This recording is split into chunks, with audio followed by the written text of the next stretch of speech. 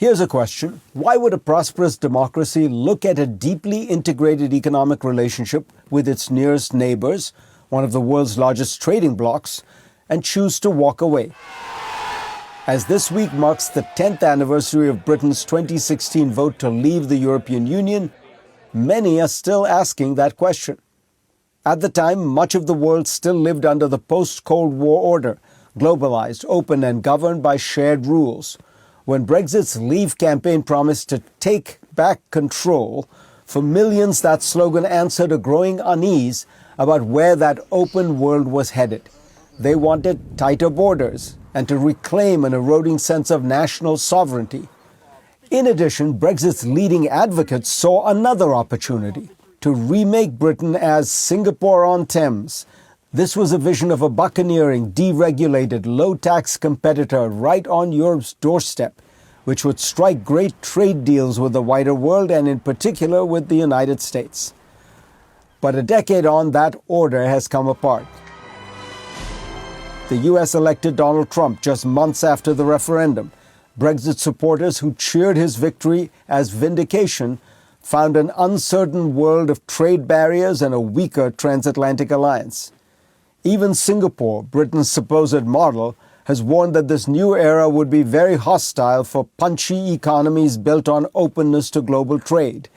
And in any case, Britain never built that nimble Singaporean-style economy.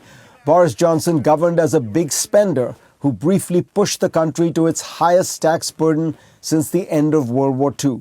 As John Micklethwaite and Adrian Woolridge note in Bloomberg, Britain under Margaret Thatcher prospered by forging many of the rules of the free trade era.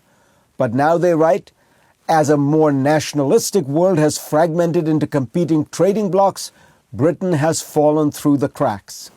Today, the economic data continues to show Brexit's persistent harm. Figures published by the National Bureau of Economic Research estimate that by 2025, Brexit had reduced Britain's GDP by between 6 and 8%, higher than earlier forecasts. The UK's own government watchdog says Brexit will lower UK trade by about 15%.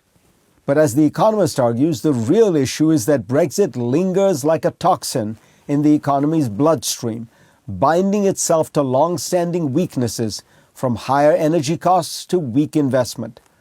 Harder still to measure is the cost of everything else Britain did not do, while its politics were consumed by a revolving door of leaders at number 10 Downing Street and an endless argument over how exactly to leave the EU, knowing every version of that answer would make it poorer. And after Russia's full-scale invasion of Ukraine in 2022, the cost of being outside the EU became strategic as well as economic, as British defence firms have been largely shut out of the EU's new rearmament program at a pivotal time.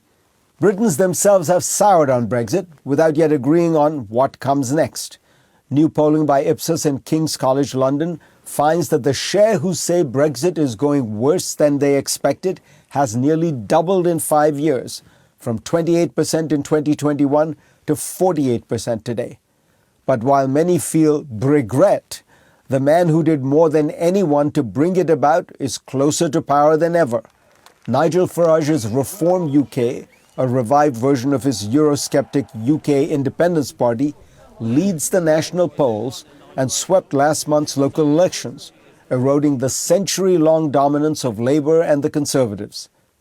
10 years on, Brexit continues to define Britain's voting lines.